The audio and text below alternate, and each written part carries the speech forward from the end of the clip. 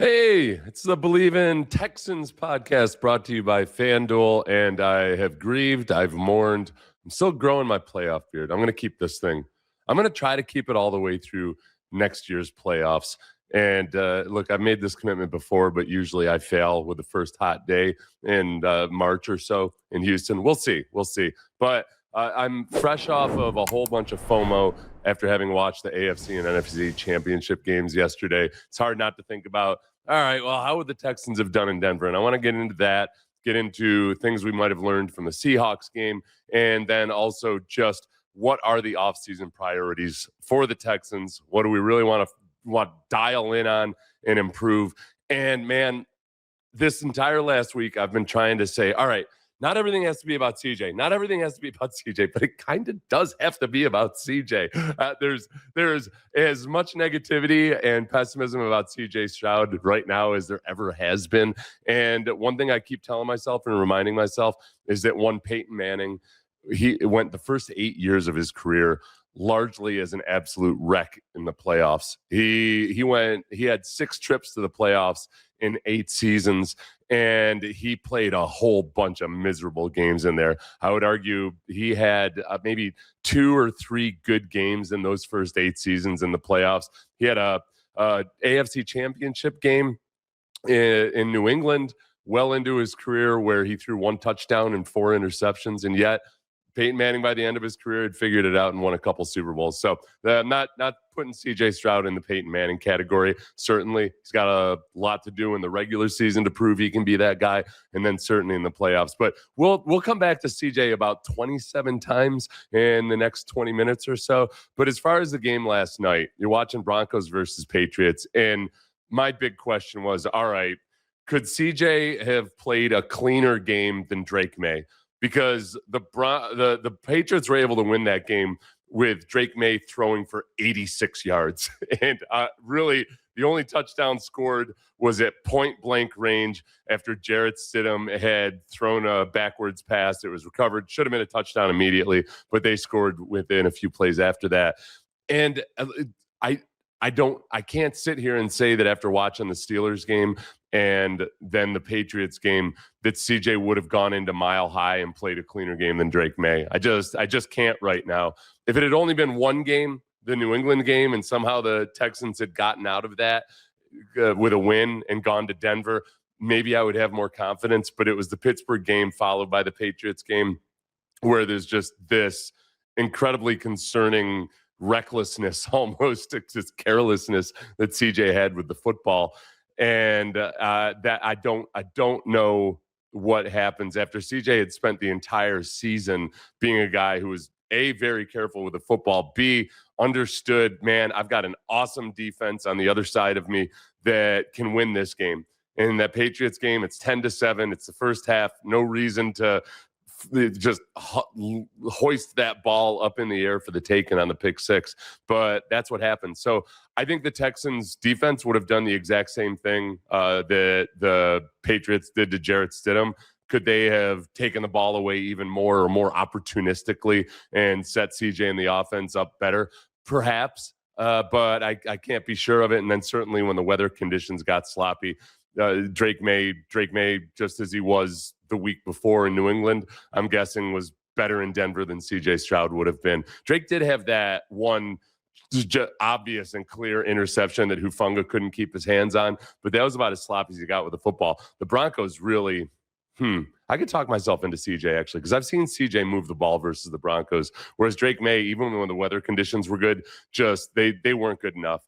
Patriots have the Seahawks right now as 4.5 points. FanDuel has the Seahawks as 4.5 points favorites over the Patriots. Opened up at 4. I think it moved up to 5 at one point because the public said, yeah, give me some of that Seahawks offense compared to the Patriots offense versus that Seahawks defense.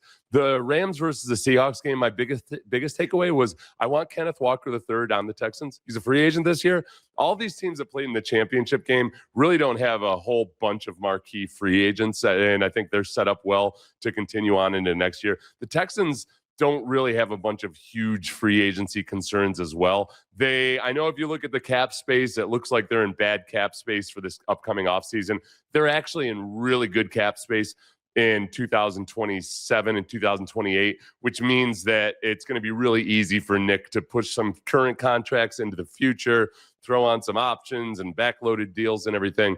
And they'll have room to work. They'll have room to be moderately aggressive. As we know, Nick doesn't tend to get super aggressive. He has, a couple of years ago they were pretty aggressive. I think this year it's going to be very aggressive. We'll go over the offseason priorities in a bit, but I think that both those offenses, at least through the first 3.5 quarters, through the first 2.5 quarters on into the third quarter, obviously showing that they're much more competent than the Texans offense. And some of it starts with the offensive coordinators, either Sean McVay on the Rams side of things, Clint Kubiak on the Seattle side of things. That was the one that had me most jealous, was because you've got a guy working with Sam Darnold, veteran quarterback, but cast off by multiple teams by this point in his career, and getting the absolute best out of Sam Darnold. And Sam Darnold had thrown 6 picks in 2 games to the Rams earlier this season, and they had a much better game plan going into that than I think they did in the first couple. Even though those games were split between those two teams, Sam Darnold really got it taken to him by the Rams a couple times in the regular season. The chess game of Sam Darnold sending guys in motion, the Rams making an adjustment to that motion, and sometimes not making an adjustment, but making it look like they were going to play man, but then play zone. I thought Sam Darnold took it another step further this week, more so than he did in the regular season, and then made a second check into a play after seeing what the Rams had checked into or how they'd responded. So the chess match it's a version of Sam Darnold that's so far away from back when he was with the Jets and saying he saw a ghost when he was a young quarterback. That other part of the Sam Darnold dynamic is very much what I keep reminding myself, man, lots of young quarterbacks look like much different versions of themselves a few years later. Whether it's Peyton Manning that we talked about earlier in the playoffs, figuring out and learning how to play better in the playoffs, or guys like Sam Darnold, Baker Mayfield, et cetera, all these guys we have now. Geno Smith until last year, that have just really, it clicked for him sometime after the third year. And with another year with Nick Caley, we'll see. He's going to get at least one more year. I know a lot of you want him gone right now, immediately. Got to get rid of him. I'm nowhere near that. I am right now in the position where I don't want to give him a contract extension. I want him to have a carrot on a stick, a chip on his shoulder. I want him to be dialed in on proving that last year was not who he was as a quarterback, because the regular season needs to be better if you want to be a championship caliber football team. It was cool, and he did what was needed to be done, but the offense and CJ's performance needs to be better than that. And some of the surrounding parts are obviously a big part of that. The over-under on this game at FanDuel right now is set at 45.5 points. That's the lowest in a long time. And I think most of that comes from the fact that the Seahawks are such a good defense, and I don't think people expect the Patriots to score a whole bunch of points. The matchup of the Seahawks offense versus the Patriots defense it's more evenly matched and weighted, but I don't think that the way that Patriots defense has been playing, it's not going to be the peak performance in terms of points by the Seahawks. But I like the Seahawks in that game right now. I'm having a hard time figuring out exactly how the Seahawks are going to lose that game, barring a really bad performance by Sam Darnold. And by the way, Jackson Smith-Njigba, my goodness, what a freak. That platform pass that he caught with a one-handed pass as he's going out of bounds, and he knows that he doesn't have time to pull it into his body to establish possession, so he just holds it up as the defender's hacking at his arm. I mean, that was an impressive football play. Offseason priorities. I'm going to use an article on ESPN as an outline for me here, because they had a bunch of their experts. They're so-called experts, but these guys are experts, including DJ Bianame, who covers Houston. Obviously, he's one of the people with one of these tidbits. They went through the offseason priorities for all the teams that are no longer in the playoffs, and I agree with some of them. I disagree with others. And to the question, what is their top offseason priority? They said, schematically, Houston's run game has the bones to be a strong down-the-middle attack, but the Texans ranked only 24th in yards per game and tied for 29th in yards per carry. So they need to improve the interior of the offensive line and probably add one more back. Rookie running back Woody Marks was second on the team in scrimmage yards with 911, but Houston can add another player to elevate the attack. I 100% agree with that.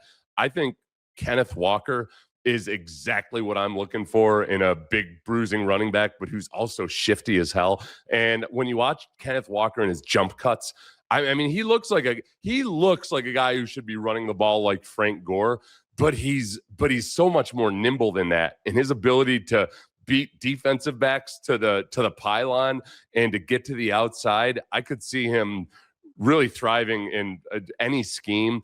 But with obviously there's the zone run part of it, and you want him to be competent in that for when the Texans want to be in zone mode, but also just when the Texans run duo where they're just double teaming defensive tackles at the point of attack, and the running back has to just either beat one linebacker or make a decision on where that linebacker is. I think he's very well suited to that. I think he could make this offensive line look better. I think he could make CJ Stroud look better.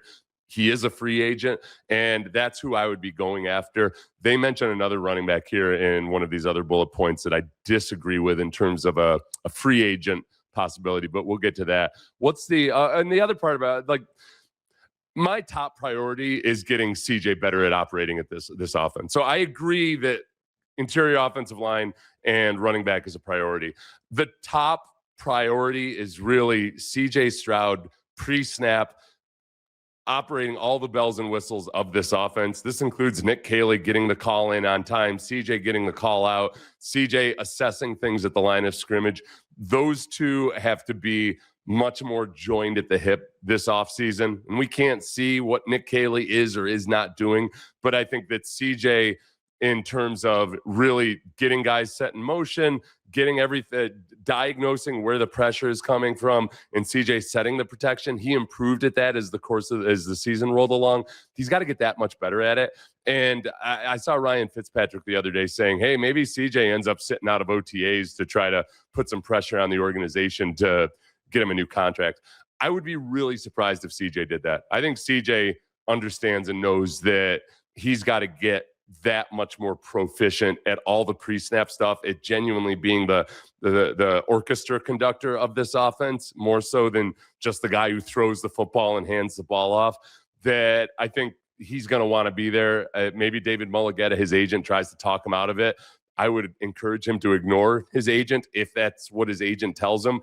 And not that he should be operating based on this, but my God, if he skips OTAs, the fan base is going to be so disgusted. I would be PO'd. I would be really PO'd. I would look, man, I know a lot of teams are giving quarterbacks an extension after the third season these days, even if they haven't really earned it. I want to be old school in this. I want CJ to understand that he needs to go out and prove it.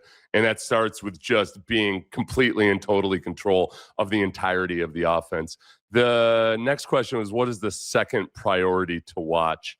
And this was a DJ Bieneme. He says, making sure quarterback CJ Stroud has the appropriate amount of wide receiver help going into year 4.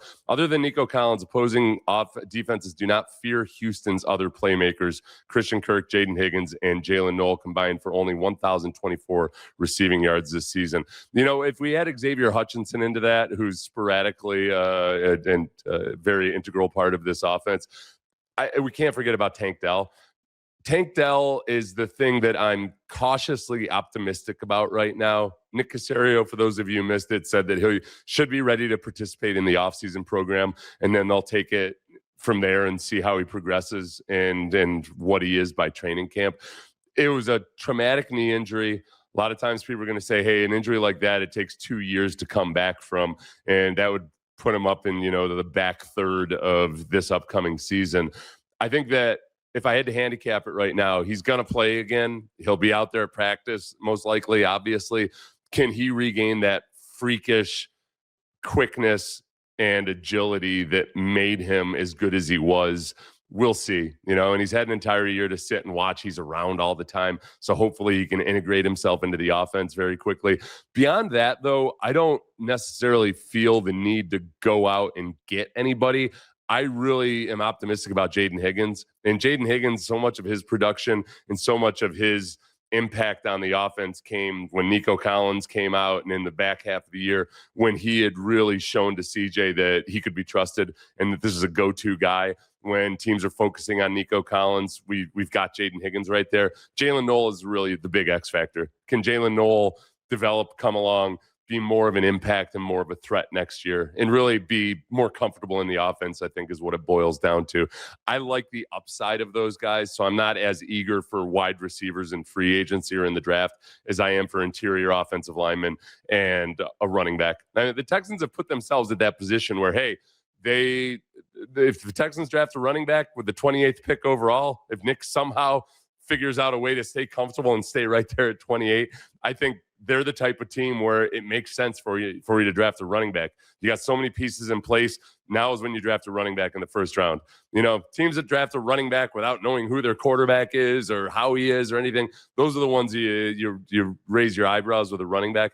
I would 100% be cool with that. I'm very pessimistic about Joe Mixon. I'm cautiously optimistic about Tank Dell. I'm very pessimistic about Joe Mixon coming back at this point. It's been too long. It's too weird. It doesn't sound like they still really understand what's going on with his injury situation. Third question is the latest on whether they'll sign Ed Ingram. So let's see. Jeremy Fowler said this. The Texans overhauled their offensive line last offseason, and Ingram, who was a disappointment in Minnesota, remember, he'd been benched in Minnesota before the Texans picked him up. It would obviously cost more than the $3.4 million he's making on his rookie contract this last year to re-sign him, but it's unlikely he'll command a top-of-the-market rookie deal. As Houston looks for offensive line stability, it makes sense for the club to bring him back. I agree. It does make sense for them to bring him back. I think he could be better with one extra year, obviously, in the system. I do believe in Cole Popovich. I think Cole Popovich cleaned a lot of things up in terms of mental errors, in terms of the fundamentals, footwork, things like that. This team looked a lot better this year, even as they were shuffling all these new guys in.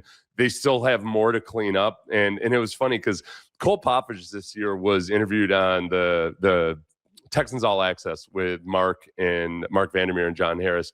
And they asked him about, hey, the offensive line's improved a lot. And Cole Popovich kind of rejected the compliment. Cole Popovich did not sound happy with where the Texans offensive line was because they'd gotten to average. They had elevated themselves all the way up to average. That's cool, and it's better than it was last year. But some of the improved statistics in terms of pressure rate and everything, it was more about CJ getting rid of the ball quickly than it was the offensive line pass protecting all that much better. The run game was still one of the worst run games in the NFL. What they got better at was just not taking negative plays, but they weren't running impactfully. And that's where, hey, Woody Marks did a great job for what they were asking him to do in a role that I don't think he's ideally suited for. Ideally, Woody Marks is a guy who's a complement to guys, a Joe Mixon type of running back. And then you can have a great 1-2 combo. And maybe they get Woody Marks more involved as a receiver. Let's see. I do believe, the early draft outlook. Oh, we got to start doing mock drafts. I'm actually looking forward to it. With a ferocious defense already intact, the Texans must find a way to add another starter along the offensive line. The additions of Ariante Ursary and Ingram helped improve the unit, but guard is still a big question. Yes. I apologize, Mr. Ioane. Ole Aviga Ioane of Penn State has the natural power, lower body strength, and reliability to fortify Stroud's protection. Now, I got to look into this. I played with a guy named Junior Ioane, who I don't know if he's related to, I'm going to call him Ollie. But if he's anything like Junior Ioane was, stout, strong, not necessarily the greatest athlete, and this is what the current Ioane's draft report is.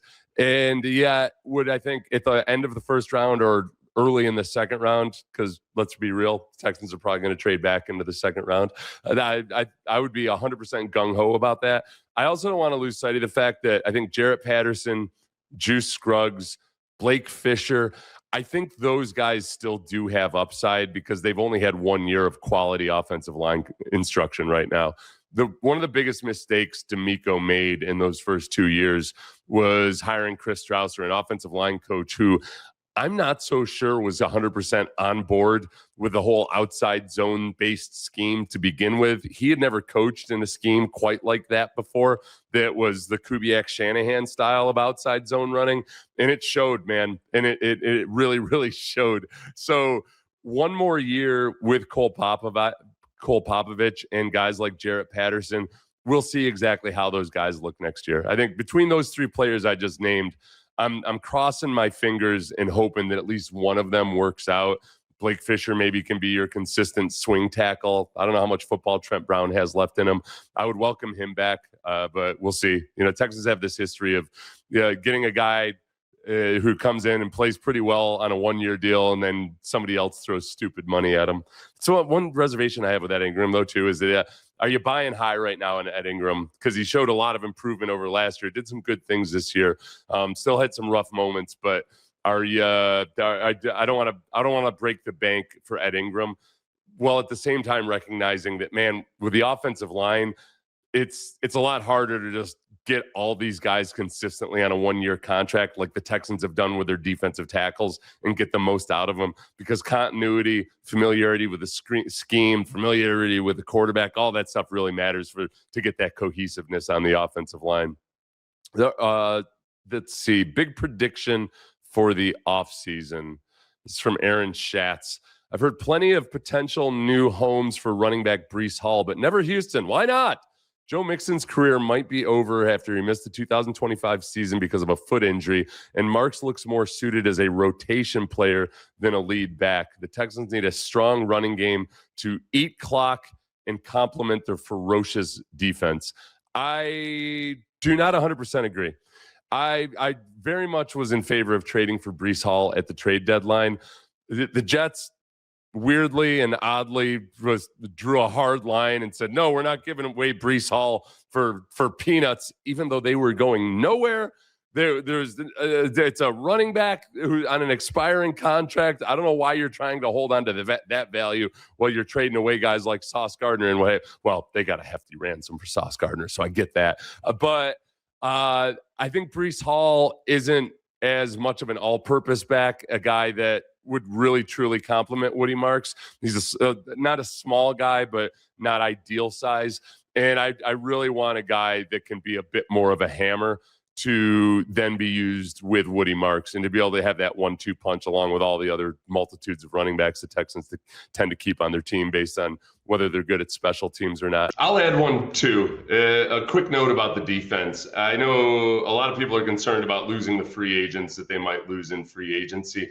Really, the biggest areas where you might lose some defensive players are on the defensive line, starting with Danico Autry as the highest paid guy, but then some of the rotational defensive tackles. The Texans have demonstrated a really good ability for bringing guys in on 1 or 2 year deals and getting the absolute most out of them. Think about Derek Barnett when he came. I mean, people thought Derek Barnett was washed when he got here a couple of years ago, and they've gotten the most out of him. Tommy Togiai, I know people are concerned about losing Tommy Togiai. Don't be concerned.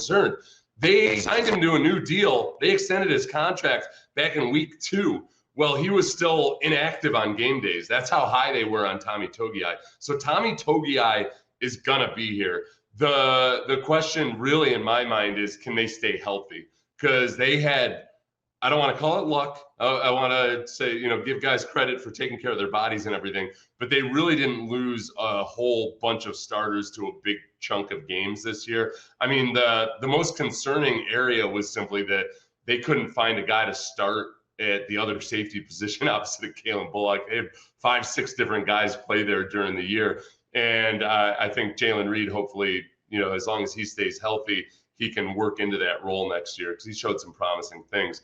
But the health of the defense over the course of the season, you can't bank on all of those guys, all of your starters staying healthy for the vast majority of the season.